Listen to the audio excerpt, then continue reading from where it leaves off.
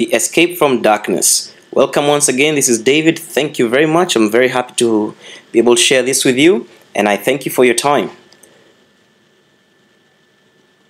The escape from darkness involves two stages. First is the recognition that darkness cannot hide. By its very nature, it cannot hide. Now, this first step usually brings fear when you first realize that. And we'll get into that more as we proceed with the course. Now, the second stage or step is the recognition that there is nothing actually that you do want to hide, even if you could. So first of all, you realize you can't hide anything, and that scares you because quite usually we want to hide stuff. We want to lie, we want to pretend, we want to, what do you call it? We want to project, we want to put on a mask and, and act one thing to the world and pretend that we are another thing, whereas inside maybe we're not even what we are acting out to be. We like to be in denial, all these kind of things. We like to put things in our unconscious and bury them and avoid and all that. So the recognition that you actually cannot hide usually scares you at the beginning because, the fact that you're trying to hide things means you think that it's working. And we all know now from common psychology, we all know, everybody knows that we are all trying to hide things. Yeah. So the recognition that you cannot hide anything usually scares you when you first hear of that. And then you realize that there's nothing you want to hide, even if you could. Now, this step is what brings escape from fear. In other words, face your fear and you will be free, or the truth will set you free. Now, when you have become willing to hide nothing, you will not only be willing to enter into communion, but will also understand peace and joy. The minute you're willing to hide nothing, that is when you'll now be able to be in communion with your Creator. And then you'll also start to understand peace and joy. You cannot understand peace properly as long as you're trying to hide things. Yeah? So this is the point of the escape from darkness, or as it's so called over here. Now, divinity can never really be hidden in darkness. This is not possible. You cannot. But you can deceive yourself that it can be hidden. Okay? Now, this deception makes you fearful because you realize in your heart that it is a deception. Okay? Just like we said. And actually, just to be more clear over here, by divinity we mean that we all pretend that we are less than what we really are. We pretend that we are, I don't know, sometimes we don't even value ourselves much, whereas we are actually the children of a Creator. We are beautiful and valuable beyond measure, but then we pretend we're not. Okay, so this is what I mean by hiding divinity in darkness, so to speak. Yeah.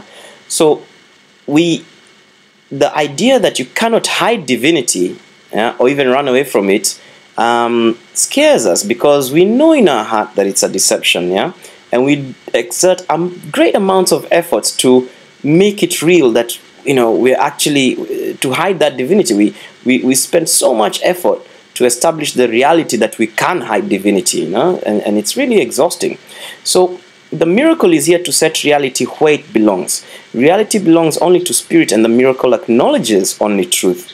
So it dispels the illusions about yourself and puts you in communion with your Creator. That's the point of the miracle. Okay? To unhide what could never have been hidden in the first place. The miracle joins in the atonement or the atonement by placing the mind in the service of spirit. This establishes the proper function of the mind and corrects its errors, which are merely lacks of love.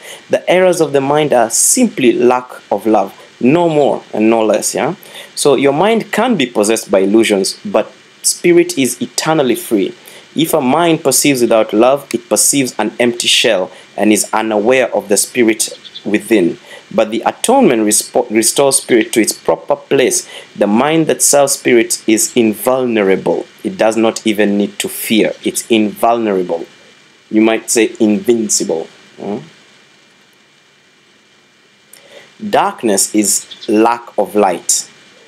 In the same way that sin is actually lack of love. It's just an error in perception. So it's, So once again, darkness is lack of light. Darkness has no unique properties of its own. You see what I mean? Light is real. Light has properties of its own.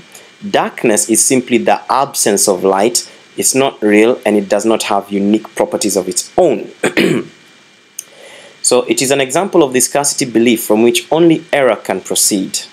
Truth is always abundant. Those who perceive and acknowledge that they have everything have no needs of any kind. The purpose of the atonement is to restore everything to you, or rather to restore it to your awareness, because it's always there, but it's out of your awareness. You were given everything when you were created, just as everyone was. Yeah?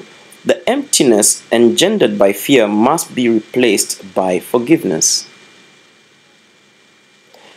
Again, that was a really interesting journey into the whole miracles. Again, we're still introducing miracles, and we're still going through the foundations, because later you're going to find that you will need these foundations as this course progresses. So right now we're still in this video talking about aspects of miracles. We're still in the introduction.